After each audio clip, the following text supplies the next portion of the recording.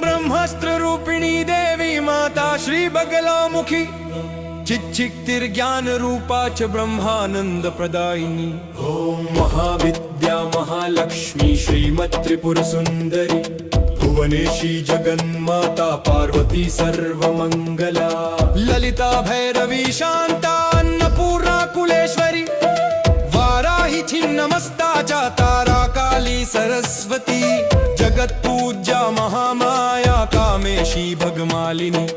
दक्षपुत्री शिवंकस्था शिवरूपा शिवप्रिया सर्वसंपत्करी देवी सर्वलोकवशंकरी। वेद विद्या महापूज्या भक्ताद्वेषी भयंकरी। स्तंभरूपा स्तंभिनी च दुष्ट स्तंभनकारिणी। भक्तप्रिया महाभोगा श्रीविद्या ललितां